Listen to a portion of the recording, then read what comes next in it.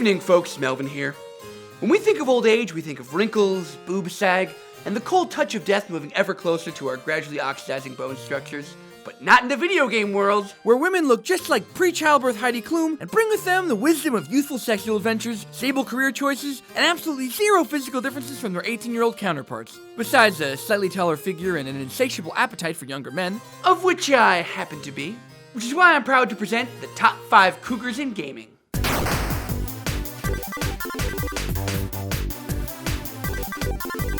A form-fitting purple gown with wacky peacock collar, that can only mean one thing. Final Fantasy VIII's very own Adia Kramer. An all-powerful sorceress possessed by the spirit of an even more all-powerful sorceress from the future, this shapely musician in her early 40s doesn't look a day over 22 and she knows it. The woman keeps failed seed student Cypher around as a personal bodyguard and probably emasculated sex puppet, and has guys charging at her so often she needs to impale them with ice spice just to get through her own propaganda parades.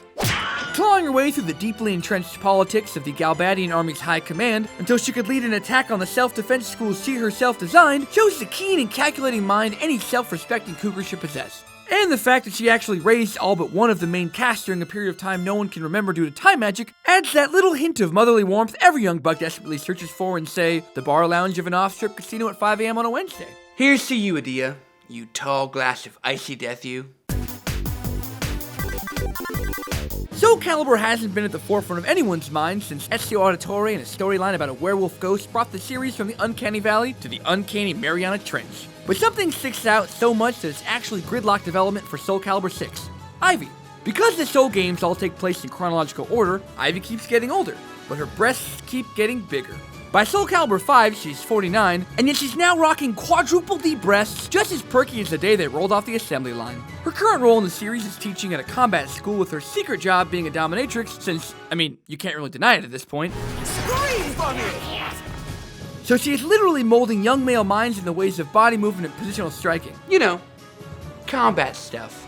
And since the introduction of an artificial soul to power her already ageless body, she'll probably come down with Benjamin Button disease and start aging backwards, as well as outwards, as her chest slowly expands into a bloated Akira monster that threatens to consume all of Japan. My fear of a slow but inevitable death to the ravages of time may have defeated my penis, but the soul still burns. Sega's lean, mean witching machine may be the hottest hedge witch this side of Charmed, but the lady's a lot older than she looks. A lot older. Born on December 19, 1411, and frozen after 100 years of yanking dudes off with her magic hair, Bayonetta clearly hits the top of this list at a whopping 603 years old. And physically, 26. Maybe 27. Maybe. Like most other foxy older women, she's a magical bondage warrior into kinky finishing moves and keeps minions around to play with. Though hers are less random young men and more demonic abominations. Semantics. And her progressive stances on clothing, smoking, and rebelling against the forces of heaven are just a wink and a smile from that enchanted hand gibber of your dreams. The best part of Bayonetta being immune to the adverse effects of aging is that her costume is made of her hair, which falls off liberally whenever she casts a powerful enough spell. And her experience spans the sexual practices of the Middle Ages all the way through the YouPorn generation of today. The lost arts hidden underneath that skin-tight catsuit definitely want to make me fall from grace, and they can, now that she's murdered God and ushered in an era of eternal darkness forevermore. Honestly, you should play these games. They are very dark. Banjo-Kazooie might be a ragtag team of bird and bear out to save each other from the ravages of an evil witch, but what if all that evil witch needed was your younger sister's life spark in order to become young and beautiful once more? Okay, not young and beautiful, an absolutely smoking hot force of magical nature, fluent in science, alchemy, and with an entire army of weird, ugly things at her command. That's a seriously complete package, and Gruntilda very much has it all. Sure, she's a weird toad monster with a toucan nose at first, but look at those legs. Look at that rack.